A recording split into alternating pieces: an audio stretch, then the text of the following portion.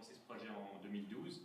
Et l'élément déclencheur de ce projet, c'était une news que j'avais vue pendant que j'ai vécu presque un an au Cameroun, et puis je lisais toute l'actualité ukrainienne, et j'ai vu qu'il y avait un projet de construire une ville au sud, vers Yevpatoria, une ville nouvelle destinée au tourisme. Les promoteurs parlaient de ce qui se fait dans les Émirats arabes, en disant voilà, on va faire comme aux Émirats arabes. Et le concept me semblait un peu absurde, et ça me semblait quelque chose de voué à l'échec, et je m'étais dit tiens, je vais suivre un peu ce projet-là, j'y crois pas du tout. Et en fait, ça n'a jamais vraiment démarré, et du coup, j'ai commencé à chercher d'autres choses. Mais cette idée qu'on puisse décréter une ville m'intéressait vraiment au premier plan. Alors, un soir, sur Wikipédia, j'ai trouvé une liste de toutes ces villes nouvelles, et puis en Ukraine, il y avait celle de Slavoutich, qui était construite à cause de la catastrophe de Tchernobyl. Mais ce qui m'a attiré, je m'étais dit, bon voilà, c'est pas loin de Kiev, c'était 150 km au nord de Kiev. Je me suis dit, je vais vite y faire un tour, voir à quoi ça ressemble, et peut-être qu'il y a une histoire à raconter. C'était donc, premier attrait, c'était essentiellement l'architecture. À quoi ressemble une ville qu'on a planifiée, qu'on a construite en un an et demi, et qui a finalement très très peu bougé depuis ce point initial. Donc je suis allé, j'ai d'abord regardé l'architecture, et c'est assez fascinant parce qu'on a une ville très compacte, très dense, entourée par la forêt. Si on marche de la gare jusqu'au bout, en 30 minutes, on a traversé la ville, et puis après on peut faire encore dans l'autre sens, et puis si on se prend 2 heures, on a fait vraiment tout le tour. Donc c'est ultra compact, c'est un peu comme Disneyland, et c'est une espèce de Disneyland soviétique pour moi. Et voilà, le point de départ c'était l'architecture. Ensuite est venu se greffer le fait que démographiquement c'est la ville la plus jeune d'Ukraine. Et donc on était avant Maïdan, on était à un moment où l'Ukraine était connue toujours pour les mêmes choses, mais je m'étais dit, voilà, donner la parole à la jeunesse, c'est quelque chose que j'ai assez peu vu dans le pays, et pourtant les jeunes jouaient déjà un rôle important, mais après Maïdan, d'autant plus. Donc je me suis dit, ben voilà, moi je suis jeune, je vais me concentrer sur la jeunesse.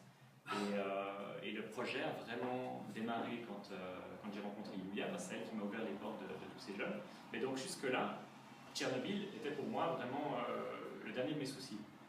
Et Tchernobyl est venu en fait par la force des choses, parce que tous ces jeunes, ils sont aspirés par la centrale. Ils apprennent un tas de choses. Yulia a appris l'économie, d'autres le journalisme, d'autres le design industriel, différentes choses comme ça, très très variées.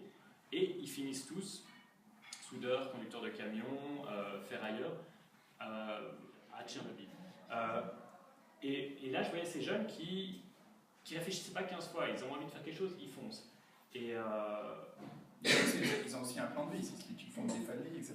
Alors oui, mais ils le font avec moins de planification que nous. Des fois, ça mène à des résultats un peu chaotiques, mais des fois, ça va très bien. Et ce que j'en ai tiré comme enseignement en voyant ces jeunes ne pas être paniqués par l'avenir, c'est une espèce de leçon d'optimisme en disant il y a une espèce d'équilibre à trouver. Il ne faut pas foncer tête baissée non plus en permanence, mais on peut aller vers le futur sans trop avoir peur et en restant confiant dans la capacité qu'on a de faire face aux problèmes. Et en Ukraine, c'est quelque chose, ils n'ont pas le choix, parce que si on regarde l'histoire, et je pense que mes 2 collègues le raconteront beaucoup mieux que moi, mais si on regarde l'histoire récente de l'Ukraine, si on vit dans le passé et qu'on savait tous ces événements-là, ben, ça ne donne pas spécialement envie de penser au futur. Et quand on voit toutes les surprises, toutes les choses complètement inattendues qui peuvent se passer dans l'histoire du pays, et ben on se dit mieux vaut ne pas trop réfléchir à ce qui va se passer et juste rester dynamique et être capable de rebondir. Et ça, c'est quelque chose c'est une leçon que j'ai tirée de ces jeunes et qui influence ma vie. J'ai changé beaucoup de choses dans ma vie en me disant ok, je vais aussi suivre mes impulsions maintenant, mes instincts. Si les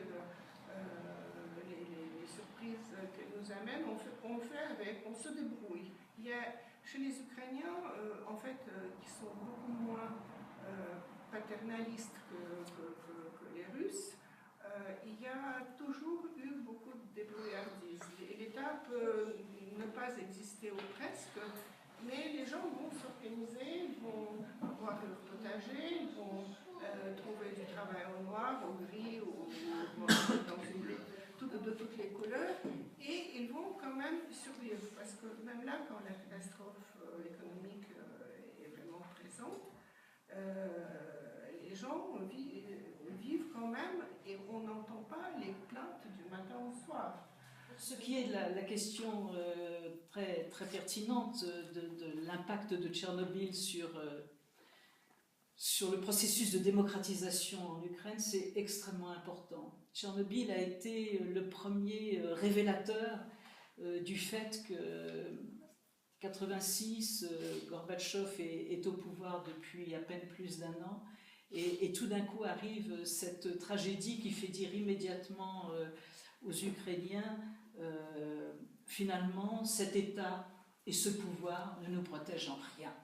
Et donc, de montrer l'Ukraine au travers du prisme de Tchernobyl et de l'échec, qui associe toujours les pays de l'Est, ou la plupart des autres pays que nos bons pays européens, à la guerre, à des famines ou à des éléments qui ne marchent pas. Et puis si on résume toujours l'Ukraine à l'échec de Tchernobyl, bah, ça donne une espèce de branding, une espèce d'image qui est terriblement mauvaise. Et les Ukrainiens, j'ai eu, tout le monde n'a pas compris les images de la même manière, mais ceux qui ont vu l'espèce de message positif ou différent que j'essayais de faire passer, étaient très heureux de voir justement qu'on pouvait parler de Tchernobyl différemment.